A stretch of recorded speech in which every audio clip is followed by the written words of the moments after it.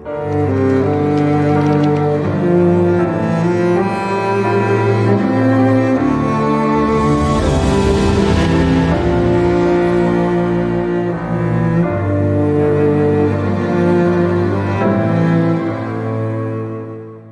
ہم خدا کے کلام کا مطالعہ واضح عنوان خدا کی شریعت اور خیالات کا پھل کے تحت کرنے میں کچھ وقت گزارتے ہیں۔ ایک خیال واقعی بہت اہم چیز کے طور پر دیکھا جا سکتا ہے۔ اچھا ہو یا برا، سب کچھ ہمارے خیالات سے شروع ہوتا ہے۔ کیا آپ متفق نہیں ہوں گے؟ اس لیے برے خیالات آخر کار برے نتائج کا باعث بنتے ہیں۔ اس کے برعکس اچھے خیالات اچھے نتائج کا باعث بنتے ہیں۔ کیا نہیں بنتے؟ پرانے عہد نامہ میں خدا نے ہمیں موسیٰ کے وسیلہ شریعت بخشی، جو موسیٰ کی شریعت کہلاتی ہے۔ نئے عہد نامہ میں انہوں نے مسیح کے وسیلہ ہم پر نئے عہد کی شریعت ظاہر کی ہے۔ چونکہ یہ خدا کی طرف سے بنی نوع انسان کے لیے ایک تحفہ ہے، تو اسے ہمارے مستقبل کے فائدے اور اچھی زندگی کے لیے بخشی گئی چیز سمجھتے ہوئے اس پر ایمان رکھنا اور اس کی پیروی کرنا فطری بات ہے۔ تاہم لوگ اکثر پہلے خدا کی شریعت کو ترک کرنے پر غور کرتے ہیں۔ وہ کہتے ہیں اگر ہم اسے نہ بھی مانیں تو کیا ہم صرف اے خداوند نہیں پکار سکتے؟ تاہم جب وہ ایسا کرتے ہیں تو خدا نے پیشتر ہی کتاب مقدس کے ذریعے بیان کر دیا تھا کہ آفتیں، ابدی لعنتیں اور سزا ان کا پیچھا کریں گی۔ تو پھر ہمیں خدا کی بخشی کتاب مقدس کی تعلیمات کے مطابق ایمان لانا چاہیے، صحیح؟ شاید کچھ لوگ تعجب کریں کہ میری روزمرہ زندگی میں ایسی چیزیں کیوں ہوتی ہیں، ایسے واقعات کیوں ہوتے ہیں؟ ہر نتیجے کی ایک وجہ ہوتی ہے، چونکہ ہر بویا گیا بیج ایسے ہی نتائج کا باعث بنتا ہے۔ اس لیے اس لمحہ سے ہمیں اپنے اندر سے تمام برے خیالات کو ختم کرنا چاہیے، ہمیشہ خدا کے لیے محبت رکھنی، آسمان کی بادشاہی کی امید رکھنی اور عزم و ہمت رکھنی چاہیے کہ ہمیں خدا کی تمام تعلیمات پر مطلق طور پر عمل کرنا ہے۔ اس عزم و ارادے کے بغیر ہم اچھے نتائج کی توقع نہیں کر سکتے۔ آج ہم یرمیہ باب 6 آیت 18 کے کلمات سے شروع کرتے ہیں۔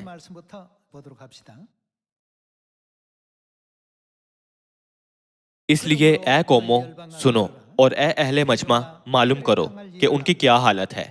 اے زمین سن، دیکھ میں ان لوگوں پر آفت لاؤں گا جو ان کے، دوسرے الفاظ میں آفت کس کا نتیجہ ہے؟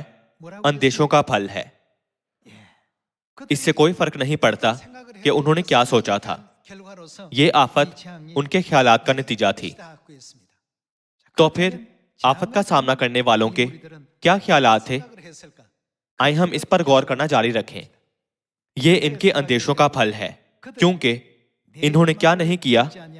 انہوں نے میرے کلام کو نہیں مانا اور میری شریعت کو رد کر دیا ہے۔ یہ نجات کی شریعت، زندگی کی شریعت اور گناہوں کی معافی کی شریعت ہے جسے خدا نے تمام بنی نوع انسان کے لیے قائم کیا ہے۔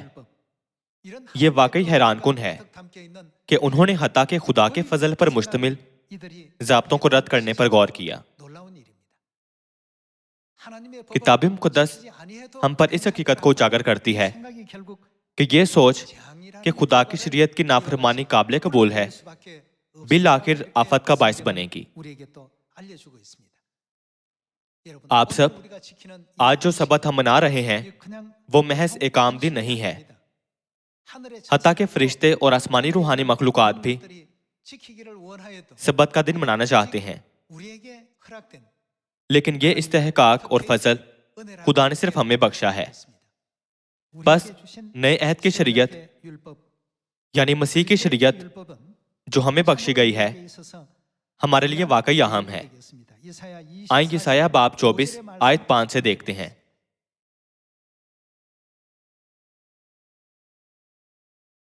زمین اپنے باشندوں سے نجس ہوئی۔ کیا وجہ ہے؟ انہوں نے کیا کیا ہے؟ کیونکہ انہوں نے شریعت کو عدول کیا، آئین سے منحرف ہوئے، عہد ابدی کو توڑا۔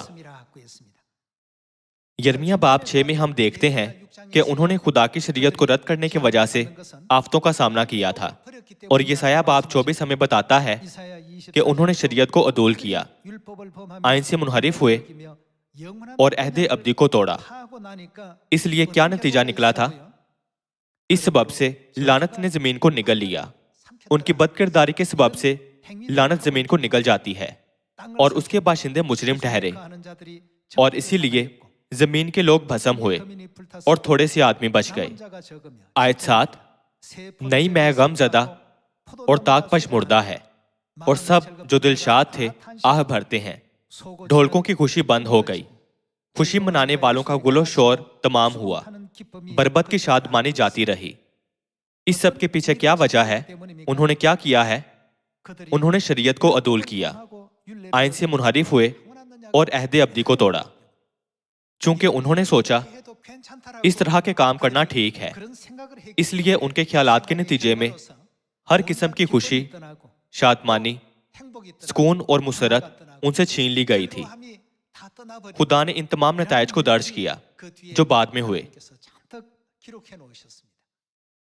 آج جب ہم یرمیہ باب 6 اور یسایہ باب 24 دیکھتے ہیں، خدا کی شریعت یعنی مسیح کی شریعت جسے خدا نے بنینو انسان کے لیے قائم کیا ہے، واقعی روحانی لحاظ سے ایسا اہم کردار ادا کرتی ہے، ہمیں سکون دینے، خوشی دینے اور ہمیں آسمان کی ابدی بادشاہی بخشنے کے لیے خدا نے نئے عہد کی شریعت قائم کی ہے۔ اس لیے ہمیں وہ بننا چاہیے جو ہمیشہ سبت کا دن اور نئے عہد کے تمام ضابطوں کو مانتے ہیں، چاہے ہمیں کسی بھی مصیبت کا سامنا ہو۔ کیا ہمیں نہیں ماننے چاہیے؟ اس کی وجہ یہ ہے کہ یہ کہا گیا ہے کہ ہر خیال بیج بن جاتا ہے۔ اس لیے جیسا کہ آسمانی ماں کہتی ہیں ہمیشہ خوشی مناؤ، تو ہماری زندگیاں خوشی سے بھرنی چاہیے جب ہم آسمان کی بادشاہی میں جانے کے مستقبل کے بارے میں سوچتے ہیں۔ کیا ایسا نہیں ہونا چاہیے؟ آخرکار یہ زمین صرف پناہ کا شہر ہے، چونکہ یہاں کی زندگی ابدی خوشی، ابدی شادمانی اور ابدی سکون پر مشتمل نہیں ہے۔ اس لیے ہم سب کو اپنی زندگیاں آسمان کی بادشاہی کے منتظر اور مشتاق رہ کر گزارنی چاہیے۔ یسایہ باب 24 میں یہ لکھا ہے کہ انہوں نے شریعت کو عدول کیا، آئین سے منحرف ہوئے، عہد ابدی کو توڑا۔ آیت 6 سے دیکھتے ہیں، اس سبب سے لعنت نے زمین کو نگل لیا اور اس کے باشندے مجرم ٹھہرے، اور اسی لیے زمین کے لوگ بھسم ہوئے اور تھوڑے سے آدمی بچ گئے۔ نئی میں غم زدہ اور طاق پشمردہ ہے، اور سب جو دل شاد تھے آہ بھرتے ہیں۔ ڈھولکوں کی خوشی بند ہو گئی، خوشی منانے والوں کا گل و شور تمام ہوا، بربت کی شادمانی جاتی رہی۔ وہ پھر گیت کے ساتھ میں نہیں پیتے، پینے والوں کو شراب تلخ معلوم ہوگی۔ سنسان شہر ویران ہو گیا، ہر ایک گھر بند ہو گیا کہ کوئی اندر نہ جا سکے۔ میں کے لیے بازاروں میں واویلا ہو رہا ہے، ساری خوشی پر تاریکی چھا گئی، ملک کی عشرت جاتی رہی، شہر میں ویرانی ہی ویرانی ہے اور پھاٹک توڑ پھوڑ دیے گئے۔ یہ صرف ایک مایوس کن صورتحال کو ظاہر کرتا ہے۔ یہ کب ہوگا؟ کتاب مقدس ہمیں سکھاتی ہے کہ جب ہم سوچتے ہیں کہ خدا کی شریعت کی نافرمانی قابل قبول ہے، تو ایسے خیالات ناگزیر طور پر ایسے نتائج لاتے ہیں۔ ہمیں صرف سبت کا دن، فسح، اوڑھنی کا قانون اور بپتسمہ جیسی چیزوں پر توجہ نہیں کرنی چاہیے۔ خدا ہمیشہ ہمیں بہت سی دیگر تعلیمات فراہم کرتے ہیں۔ آج جیسا کہ خدا نے کہا ہے کہ ہمیشہ خوشی مناؤ، تو آئیں ہم اپنی زندگیوں کی تمام مایوسی کو دور کر دیں۔ جبکہ ہم آسمان کی راہ پر ہیں، تو کیا ہمارے خوش نہ ہونے کی کوئی وجہ ہے؟ آپ سب، کیا ہوگا اگر آپ ایک ہفتے میں امریکہ کے دورے پر جائیں؟ یا کیا ہوگا اگر آپ خلا میں سفر کریں اور خلائی جہاز سے زمین کو نیچے دیکھیں؟ ہفتے کے دوران آپ کیسا محسوس کریں گے؟ یہاں تک کہ اگر آپ کے آس پاس موجود لوگ آپ کو برا بھلا کہیں، آپ خوش ہوں گے۔ اگر آپ ایسا کہیں تو بھی میں جلد خلا میں جاؤں گا اور اس سیارے کو نیچے دیکھوں گا، آپ ایسی خوشی سے بھر جائیں گے۔ اس کی وجہ یہ ہے کہ آپ کے پاس امید ہے۔ چونکہ آسمان کی بادشاہی ایک پرمسرت جہان ہے، تو ہمیں خوشی و شادمانی بخشی گئی ہے، لیکن یہ زمین پناہ کا شہر ہے۔ ہر کام جو ہم کرنا چاہتے ہیں آزادی سے نہیں ہو سکتا۔ اگر سب کچھ ہماری خواہش کے مطابق ہو تو یہ پناہ کا شہر نہیں ہوگا۔ اس لیے خدا ہمیں بتاتے ہیں کہ آسمان کی بادشاہی میں ہم اپنی ہر خواہش اور امید پوری کر سکتے ہیں اور عبدالآباد ہمیشہ کی زندگی اور برکات کا لطف اٹھا سکتے ہیں۔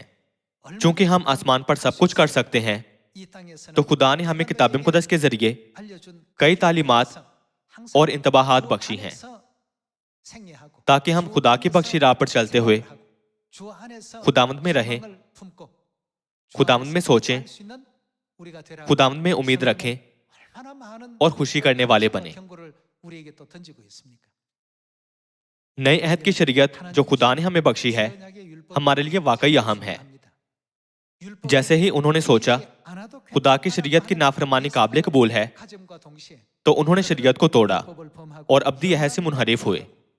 نتیجتاً لعنت زمین کو نکل جاتی ہے اور زمین کے باشندے مجرم ٹھہرائے جاتے ہیں اور ان کا مستقبل تاریک رہ جاتا ہے۔ یہی وجہ ہے کہ ان تمام خبروں کو جو ہم بانٹتے اور منادی کرتے ہیں خوشخبری کہلاتی ہے۔ کیا ایسا نہیں ہے؟ اگر لوگ اس خوشخبری کو قبول کر لیں اور خدا کے آئینوں سے وابط اور شریعت کو ٹھیک طرح سے سمجھیں تو پہلے وہ آسمان پر جائیں گے، وہ گناہوں کی معافی، ہمیشہ کی زندگی اور نجات حاصل کریں گے۔ وہ آسمان کی بادشاہی کے وارث ہوں گے اور شاہی کاہنوں کا فرقہ بنیں گے۔ خدا نے ہمارے لیے پیشتر ہی آسمان کی ابدی بادشاہی تیار کر رکھی ہے جہاں ایسا کچھ نہیں جو ہم نہیں کر سکتے۔ اس لیے آسمان کی بادشاہی کی امید کے ساتھ ہم ہمیشہ یہ کہتے ہوئے خوشی منائیں کہ ذرا انتظار کریں اور آپ دیکھیں گے کہ میں کس قسم کی جگہ جا رہا ہوں۔ اس زمین پر شاید لوگوں نے ہمیں نہ پہچانا ہو، لیکن آسمان پر فرشتے ہم سے کہیں گے خدا کی محبت جسے آپ نے زمین پر محسوس کیا وہ ایسی ہے جس کا ہم نے کبھی تجربہ نہیں کیا، حالانکہ ہم آسمان کی بادشاہی کے آسمانی دائروں میں ہیں۔ آپ واقعی شاندار ہیں جنہوں نے ایسے تجربات کیے ہیں۔ کیا خدا نے ہمیں ستاروں کی مانند عبدالآباد چمکنے کا جلال بخشنے کا وعدہ نہیں کیا تھا؟ ہمیں اپنی نظریں اس پر مرکوز کرنی ہیں اور آگے بڑھنا ہے۔ جب آپ زمین کو دیکھیں تو آپ کو صرف مایوسی، بے چینی، لعنتیں اور آفتیں نظر آتی ہیں جو صرف ایک تاریک مستقبل کو ظاہر کرتی ہیں۔ لیکن جب آپ آسمان کی بادشاہی کو دیکھیں تو وہاں ہمیشہ بکثرت خوشی و شادمانی نظر آتی ہے، جہاں نہ موت ہوگی، نہ ماتم، نہ آہو نالا، نہ غم۔ وہاں نہ جھگڑا ہوگا، نہ لعنت۔ یہ ایک دوسرے کے لیے غور و فکر اور محبت سے معمور ہے۔ ایسے جہان میں داخل ہونے کے لیے ہم سب کو خدا کے بخشے نئے عہد کے فرمان و ضوابط اور شریعت پر مکمل طور پر عمل کرنا چاہیے۔ خدا کی قائم کردہ شریعت ہمیں مسیح اور ہماری آسمانی ماں نئے یروشلم کی طرف لے جائے گی، اور باپ اور ماں کی پیروی کرتے ہوئے کیا ہم سب آخرکار آسمان کی ابدی بادشاہی میں واپس نہیں جائیں گے؟ آئیں دوسرے تھسلونیکیوں کی کتاب باب 1 آیت 7 سے دیکھتے ہیں۔ آئیں باب 1 آیت 7 دیکھتے ہیں۔ اور تم مصیبت اٹھانے والوں کو ہمارے ساتھ آرام دے، جب خداوند یسوع اپنے قوی فرشتوں کے ساتھ بھڑکتی ہوئی آگ میں آسمان سے ظاہر ہوگا، اور جو خدا کو نہیں پہچانتے اور ہمارے خداوند یسوع کی خوشخبری کو نہیں مانتے ان سے بدلہ لے گا۔ ہمارے خداوند یسوع کی خوشخبری سے مراد نیا عہد ہے۔ ان کے ساتھ کیا ہوگا جو نئے عہد کی شریعت پر عمل نہیں کرتے؟ خدا انہیں نجات یا گناہوں کی معافی نہ بخشتے ہوئے انہیں ابدی عدالت سے سزا دیں گے۔ اسی طرح دوسرے تھسلونیکیوں باب 1 میں یہ کہا گیا ہے کہ وہ ابدی سزا پائیں گے۔ یسایہ باب 24 میں کہا گیا ہے کہ ابدی لعنت زمین کو نگل جائے گی۔ یرمیہ باب 6 کہتا ہے کہ ان پر آفتیں آئیں گی کیونکہ انہوں نے خدا کے آئین و قوانین کو رد کیا، اور یہ ان کے خیالوں کا پھل ہے۔ بعض کہتے ہیں چاہے سبت کا دن ہفتہ ہو یا اتوار، کیا کسی بھی دن خدا کی عبادت کرنا کافی نہیں ہے؟ دن اتنا اہم کیوں ہے؟ یہ اہم ہے، یہ اہم ہے، اسی لیے خدا نے اسے خاص طور پر 7واں دن قرار دیا ہے۔ آج کچھ لوگ کہتے ہیں اسے نہ ماننا ٹھیک ہے، ہم جب بھی چاہیں اسے ماننا ٹھیک ہے۔ یہ نظریہ ان کے اپنے خیال سے آتا ہے، یہ خدا کا خیال نہیں ہے۔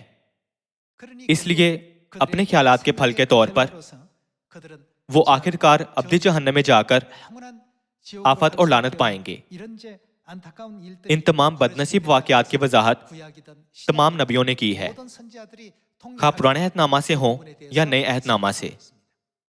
خدا کی شریعت سے ہرگز منحرف نہ ہوں۔ جب آپ آسمان کی بادشاہی میں آتے ہیں تو آپ تمام وجوہات کو سمجھ جائیں گے۔ آپ اس بات کو اب نہیں سمجھتے، مگر بعد میں سمجھیں گے۔ کیا یہ سچ نہیں ہے کہ خدا کچھ بھی بلا وجہ نہیں کرتے؟ تو پھر ہم مختصراً سبت کے دن کے حوالے سے صرف ایک پہلو کا جائزہ لیتے ہیں۔ آئیں حزقیل باب 22 آیت 25 سے دیکھتے ہیں۔ باب 22 آیت 25، جس میں اس کے نبیوں نے سازش کی ہے، شکار کو پھاڑتے ہوئے گرجنے والے شیر ببر کی مانند وہ جانوں کو کھا گئے ہیں، وہ مال اور قیمتی چیزوں کو چھین لیتے ہیں۔ انہوں نے اس میں بہت سی عورتوں کو بیوہ بنا دیا ہے۔ کاہنوں نے کیا کیا تھا؟ انہوں نے خدا کی شریعت کو توڑا تھا۔ اس کے کاہنوں نے میری شریعت کو توڑا اور میری مقدس چیزوں کو ناپاک کیا ہے۔ انہوں نے مقدس اور عام میں کچھ فرق نہیں رکھا اور نجس و طاہر میں امتیاز کی تعلیم نہیں دی اور میرے سبتوں کو نگاہ میں نہیں رکھا۔ اور میں خدا کے ساتھ کیسا سلوک کیا جاتا ہے؟ ان میں بے عزت ہوا۔ حتیٰ کہ صرف ایک عمل سبت نہ ماننے سے خدا نے اس کی گواہی یوں دی کہ میں ان میں بے عزت ہوا ہوں۔ وہ مجھے بہت بے عزت اور ناپاک کر رہے ہیں۔ آج دنیا میں ساحل سمندر کی ریت کی مانند بے شمار کلیسیائیں اور مذہبی لوگ ہیں۔ وہ سوچتے ہیں کیا خدا واقعی ایسا صرف اس لیے کریں گے کہ ہم سبت کا دن نہیں مانتے؟ تاہم یہ ان کے خیالات ہیں۔ کیا خدا اب حزقیل نبی کے وسیلہ اپنے خیالات ہم تک نہیں پہنچا رہے ہیں؟ خدا واضح طور پر ہمیں بتا رہے ہیں کہ سبت کا دن نہ ماننے والوں میں میری بے عزتی کی جاتی ہے۔ آپ سب، خدا کی بخشش شریعت واقعی اہم ہے۔ اگر یہ اہم نہ ہوتی تو خدا موسیٰ کی شریعت سے نتیجہ اخذ کر سکتے تھے۔ لیکن میکا باب 4 میں ہم شریعت کو ایک بار پھر ظاہر ہوتے دیکھتے ہیں۔ کیا نہیں دیکھتے؟ یہ کوہ سینا کی شریعت نہیں ہے، بلکہ وہ شریعت ہے جس کا اعلان خدا صیون سے کرتے ہیں۔ چونکہ ہمیں ہمیشہ شریعت میں رہنا اور اس پر عمل کرنا چاہیے، تو کتاب مقدس کیا کہتی ہے کہ مسیح ابد تک ملک صدق کے طور پر ہے۔ یہ کہا گیا ہے کہ وہ ابد تک سردار کاہن ہے۔ اگر قربانیاں نہ ہوتی تو سردار کاہن کی ضرورت نہ ہوتی۔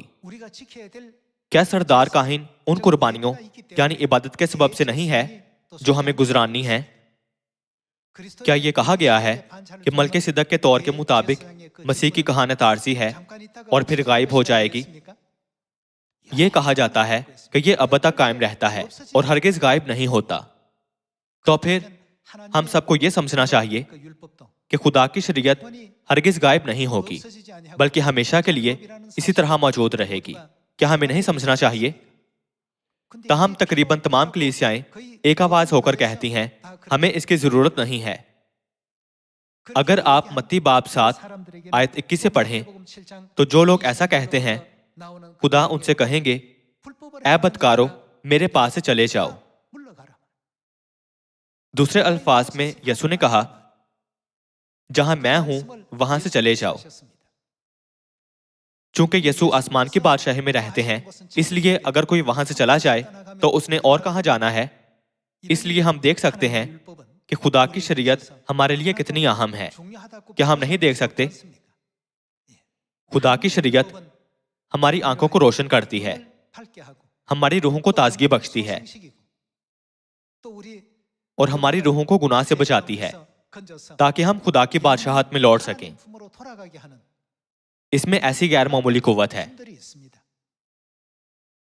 تاہم جبکہ ہمارے لیے سبت کا دن، فسح اور نئے عہد کے تمام ضابطے منانا فطری بات ہے، تو دنیا کے لوگوں کو یہ عجیب لگتا ہے۔ وہ کیوں اتوار کی بجائے ہفتے کو چرچ جاتے ہیں؟ وہ کرسمس منانے کے بجائے فسح کیوں مناتے ہیں؟ تمام قوانین جن پر ہم عمل کرتے ہیں مکمل طور پر خدا کی تعلیمات سے آتے ہیں۔ اس لیے جو لوگ خدا کی شریعت پر عمل کرتے ہیں، خدا انہیں میرے لوگ کہتے ہیں، اور حتیٰ کہ ان کے سب گناہ معاف کرنے اور انہیں یاد نہ کرنے کا وعدہ بھی کیا ہے۔ ہم یسایہ کی کتاب پر ایک نظر ڈالتے ہیں۔ یسایہ باب 51 آیت 7۔ اے صداقت شناسو، میری سنو، اے لوگو جن کے دل میں، ان کے دل میں کیا ہے؟ کسی اور کی شریعت نہیں بلکہ میری شریعت ہے۔ انسان کی ملامت سے نہ ڈرو اور ان کی تانا زنی سے ہراساں نہ ہو، کیونکہ کیڑا ان کو کپڑے کی مانند کھائے گا اور کرم ان کو پشمینہ کی طرح کھا جائے گا، لیکن میری صداقت ابد تک رہے گی اور میری نجات کتنی دیر تک؟ پشت در پشت۔ یہ مبارک کلمات کن کو بخشے گئے ہیں؟ خدا نے یہ مبارک کلمات ان کے لیے چھوڑے ہیں جو ان کی شریعت پر عمل کرتے ہیں، یعنی وہ لوگ جو نجات کی شریعت میں رہتے ہیں۔ آئیں یرمیہ باب 31 آیت 31 دیکھتے ہیں۔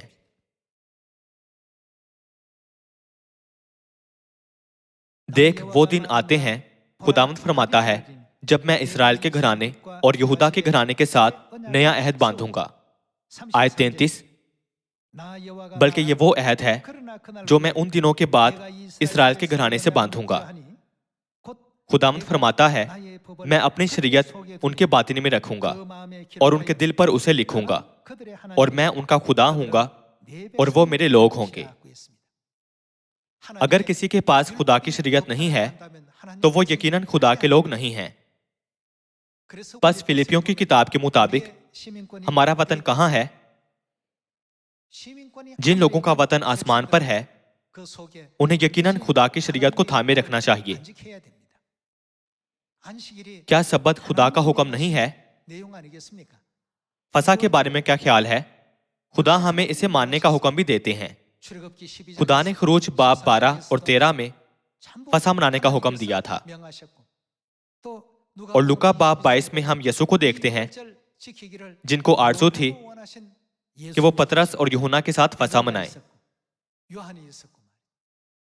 آیت 34 سے جاری رکھتے ہیں۔ آیت 34 دیکھتے ہیں۔ اور وہ پھر اپنے اپنے پڑوسی اور اپنے اپنے بھائی کو یہ کہہ کر تعلیم نہیں دیں گے کہ خداوند کو پہچانو، کیونکہ چھوٹے سے بڑے تک وہ سب مجھے جانیں گے۔ خداوند فرماتا ہے، اس لیے کہ میں، وہ کیا کریں گے؟ ان کی بد کرداری کو بخش دوں گا۔ خدا کس کے وسیلہ ان کی بد کرداری کو معاف کریں گے؟ خدا کی شریعت یعنی نئے عہد کے وسیلہ۔ میں ان کی بد کرداری کو بخش دوں گا، اور وہ اور کیا کریں گے؟ ان کے گناہ کو یاد نہ کروں گا۔ یہ خدا ہیں جنہوں نے ہمیں یہ تعلیم دی ہے۔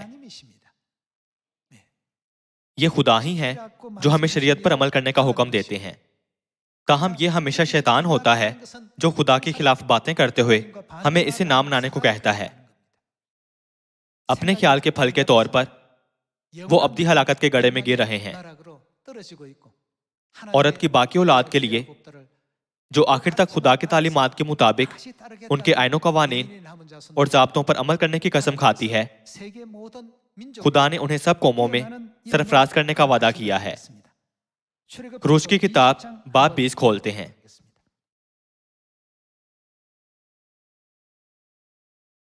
آئیں باب 20 آیت 8 دیکھتے ہیں۔ یاد کر کے تو سبت کا دن پاک ماننا، 6 دن تک تو محنت کر کے اپنا سارا کام کاج کرنا، لیکن 7واں دن خداوند تیرے خدا کا سبت ہے۔ اس میں نہ تو کوئی کام کرے، نہ تیرا بیٹا، نہ تیری بیٹی، نہ تیرا غلام، نہ تیری لونڈی، نہ تیرا چوپایا، نہ کوئی مسافر جو تیرے ہاں تیرے پھاٹکوں کے اندر ہو۔ کیونکہ خداوند نے 6 دن میں آسمان اور زمین اور سمندر اور جو کچھ ان میں ہے وہ سب بنایا اور 7ویں دن آرام کیا۔ اس لیے خداوند نے انہوں نے کیا کیا تھا؟ سبت کے دن کو برکت دی اور اسے مقدس ٹھہرایا۔ خدا ہر ایک کو برکت دیتے ہیں جو سبت کا دن مناتا ہے۔ نیز خدا نے سبت کے دن کو پاک ٹھہرایا ہے اور سبت کے دن کے وسیلہ خدا ہمیں پاکیزگی کی طرف لے جا رہے ہیں۔ ان الفاظ کا جائزہ لینے سے ہم واضح طور پر سمجھ سکتے ہیں کہ کیا ہمیں خدا کے آئین و فرمان اور ضابطے ماننے چاہیے یا نہیں۔ آپ سب کیا انہیں نہ ماننا ٹھیک ہے؟ بے شک ہمیں خدا کے فرمان و ضوابط اور شریعت کو ماننا چاہیے۔ اگر لوگ اس سے کنارہ کر لیں تو خدا انہیں سزا دیں گے جب وہ آخری دن بھڑکتی ہوئی آگ میں ظاہر ہوں گے۔ یسایہ باب 24 میں یہ لکھا ہے کہ ان پر ایسی بڑی آفتیں آئیں گی جو تمام دنیا کو حیران کر دیں گی۔ خدا نے ہمیں یہ سبق سکھایا ہے اور اس زمانہ میں ہمارے لیے نئے عہد کی سچائی لائے۔ کیا وہ نہیں لائے؟ ہم ہوسے کی کتاب باب 8 کی طرف جاتے ہیں۔ ہوسے باب 8 آیت 12 سے دیکھتے ہیں۔ اگرچہ میں نے اپنی شریعت کے احکام کو ان کے لیے ہزارہا بار لکھا، پر وہ ان کو کیا گردانتے تھے؟ اجنبی خیال کرتے ہیں۔ اس کی کیا وجہ ہے؟ یہ ان کے خیالات کا پھل ہے۔ کیوں خدا کتاب مقدس کے کئی صفحات پر نبیوں کے وسیلہ بنے نوع انسان کو غیر متعلقہ اور بے فائدہ چیزوں کے بارے میں شدت سے تعلیم دینا جاری رکھیں گے، خاص طور پر سینکڑوں یا ہزاروں سالوں تک؟ اگرچہ خدا نے بنے نوع انسان کے لیے اپنی شریعت فراہم کی، پر وہ ہمیشہ انہیں اجنبی خیال کرتے تھے۔ اس سے کیا فرق پڑتا ہے اگر سبت کا دن ہفتہ ہو یا اتوار؟ کیا یسوع کی پیدائش کی یادگاری کے لیے کرسمس منانا بہتر نہیں ہوگا؟ فسح بہت عجیب ہے۔ کیا مجھے واقعی اسے منانے کی ضرورت ہے؟ چونکہ وہ اپنے ایسے خیالات پر قائم ہیں تو نتیجہ کیا نکلتا ہے؟ کیا آسمان کی ابدی بادشاہی انہیں دی جائے گی؟ ابھی شاید دنیا کے لوگ سبت یا نئے عہد کے فسح کے مفہوم کو نہ سمجھیں جسے ہم منا رہے ہیں، لیکن خدا نے صیون میں اپنے تمام فرزندوں کو سب لوگوں سے اعلیٰ ترین مقام دینے کا وعدہ کیا ہے۔ ایسا مقام جس پر فرشتے بھی رش کرتے ہیں۔ آئیں خروج باب 15 دیکھتے ہیں، جہاں یہ بیان کیا گیا ہے کہ خدا نے ہمارے لیے شریعت قائم کی ہے۔ ہم خروج کی کتاب باب 15 آیت 25 دیکھتے ہیں۔ اس نے خداوند سے فریاد کی۔ خداوند نے اسے ایک پیڑ دکھایا جسے جب اس نے پانی میں ڈالا تو پانی میٹھا ہو گیا۔ وہیں خداوند نے انہوں نے کیا بنایا؟ ان کے لیے ایک آئین اور شریعت بنائی۔ خدا نے ان کے لیے کیا بنایا تھا؟ خدا کی شریعت، ضابطے اور آئین۔ تمام بنے نوع انسان اور روحانی پناہ کے شہر میں رہنے والے آسمانی گناہگاروں کے لیے خدا نے ہمیں نئے عہد کی تمام سچائیاں بخشی ہیں۔ اس لیے آئے ہم دنیا میں ہر ایک کو مناسب طور پر سبت کے دن اور فسح کی منادی کریں۔ آئے ہم مستعدی سے منادی کریں تاکہ ان کا مستقبل آسمان کی ابدی بادشاہی ہو، اور خدا کے کلام کا سنجیدگی سے مطالعہ کرتے ہوئے ہم ہمیشہ خوشی کی زندگی گزاریں۔ اس زمین پر ہم آسمان کی بادشاہی کے مشتاق ہیں اور اس کی طرف دوڑتے ہیں۔ چونکہ ہم آسمان کی بادشاہی کے مشتاق ہیں تو کیا وہاں درد یا رنج ہو سکتا ہے؟ آسمان کی بادشاہی ہمیشہ ہماری آنکھوں کے سامنے ہوتی ہے۔ ایک بار کسی نے یہ کہانی سنائی، اگر آپ پانی میں مٹھی بھر نمک ڈالیں تو کیا وہ نمکین ہوگا یا بے ذائقہ؟ ڈبے کی گنجائش اور حجم کے لحاظ سے یہ نمکین اور بے ذائقہ دونوں ہو سکتا ہے۔ اگر آپ ایک چھوٹے سے پیالے میں مٹھی بھر نمک ڈالیں اور اس میں پانی بھریں تو پانی ناگزیر طور پر نمکین ہو جائے گا۔ تاہم اگر آپ ایک بڑی جھیل میں مٹھی بھر نمک ڈال دیں تو کیا پانی نمکین ہو جائے گا؟ اس کا بمشکل کوئی اثر ہوگا۔ اسی طرح اگرچہ اس زمین پر آسمان کی بادشاہی کی راہ میں ہزاروں رکاوٹیں ہیں، پر اگر ہمارے دلوں کا برتن بڑا ہو تو ہم ان سب چیزوں کو آسانی سے قبول کر سکتے ہیں۔ تاہم اگر ہمارے دل کا برتن چھوٹا ہو تو ہم متاثر ہونے کے سوا کچھ نہیں کر سکتے۔ حتیٰ کہ اگر بے شمار رکاوٹیں ہمارے ایمان کی راہ کو بند کرتی ہیں، اگر ہم پہلے آسمان کی بادشاہی کے بارے میں سوچیں تو ہم ہمیشہ خوش ہو سکتے ہیں۔ صحیح؟ خدا الہیم نے نجات کی راہ کھولی ہے اور ہمیں گناہوں کی معافی بخشی ہے۔ میں خدا باپ مسیح سنگ ہوں اور نئی یروشلم آسمانی ماں کو ابدی شکر اور جلال دیتا ہوں۔ اس کے ساتھ میں آج کا وعظ ختم کرتا ہوں۔ آپ کا بہت شکریہ۔